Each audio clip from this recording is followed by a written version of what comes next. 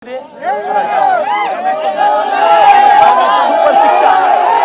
Super 7 ఇవా రాష్ట్రంలో అని ఇవాళ అంటా ఉన్నాను. ఇవాళ నిజంగా ఇదే పెద్ద మనిషి చంద్రబాబు అడుగుతాను, ఎన్నికలప్పుడు ఈ పెద్ద మనిషి చంద్రబాబు నాయుడు గారు అన్న మాటలు ఏమిటి? ఎన్నికలప్పుడు ఈ పెద్ద మనిషి చంద్రబాబు నాయుడు గారు ప్రతి ఎమ్మెల్యే అభ్యర్థిని ఇంటికి పంపించి డోర్ టు డోర్ క్యాంపెయిన్ చేస్తూ అన్న మాటలు ఏమిటి? పిల్లాడు కనపడితే చాలు నీకు 15,000, నీకు 15,000, నీకు 15,000, నీకు 15,000 సంతోషం.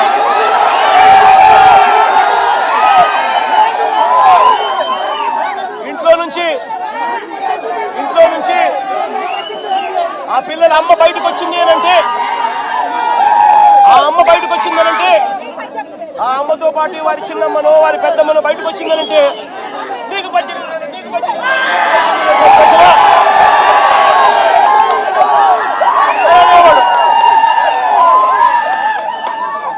ఇంట్లో నుంచి 50 ఏళ్ళ పైచిలుకు ఉన్న మహిళ బయటకు వస్తే చాలు. ఇంట్లో నుంచి 50 ఏళ్ళు పైచిలుకు ఉన్న మహిళ బయటకు వస్తే చాలు. జగనన్న చేయూత కింద ఇచ్చింది కేవలం 18,000. చంద్రన్న వస్తున్నాడు, మీకు సంవత్సరానికి 48,000 ఇస్తాడు. మీకు సంతోషం.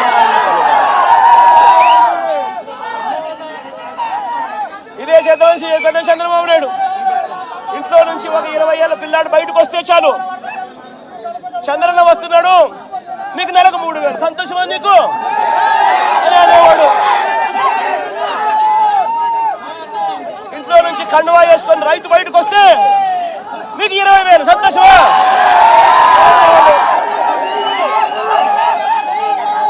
అడుగుతా ఉన్నా, సూపర్ 6 అన్నావు, సూపర్ 7 అన్నావు, ఇంటికి వెళ్ళి అబద్ధాలు చెప్పావు, మోసం చేస్తా ఉన్నావు. మోసంలో నుంచి కోపం పుడతా ఉంది. ఆ కోపంలో ప్రజలు రోడ్డు ఎక్కకూడదు అని చెప్పి, ప్రజల తరపున ఎవరు ఉండకూడదు అని చెప్పి ఎంతటి దుర్మార్గంగా కేసులు పెడతా ఉన్నారు, ఎంత దుర్మార్గంగా పోలీసు వ్యవస్థను మీరు వాడుకుంటా ఉన్నారు. ఇవన్నీ గమనించమని చెప్పి ప్రజలను కోరుతా ఉన్నా.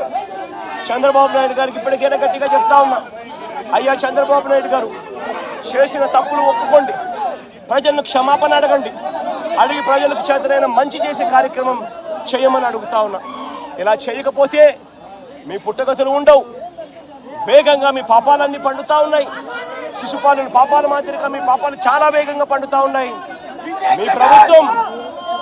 మీ ప్రభుత్వం నెక్స్ట్ ఎలక్షన్లలో సింగిల్ డిజిట్లు కూడా రాని పరిస్థితిలోకి మీ ప్రభుత్వం పోతుంది అన్నది కూడా ఇదే సందర్భంగా తెలియజేస్తా ఉన్నాను.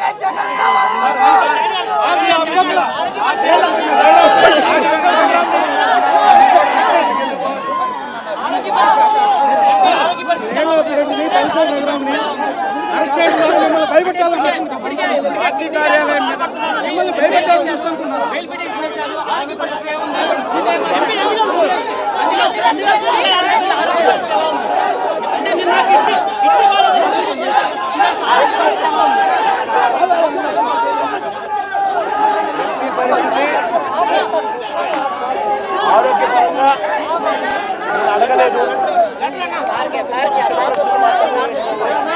తను చూస్తాను, ఆయన ఏడ్చాడు, ధైర్యంగా ఉండు అని చెప్పినాను. తన భార్య కూడా నాతో పాటు వచ్చింది కాబట్టి ఆ తర్వాత టాపిక్ పిల్లల చదువులు, ధైర్యంగా ఎదుర్కోవాల్సిన సమస్యల మీద దాని మీద మాట్లాడడం జరిగింది. కానీ నాకు ఇది కట్టలేదు.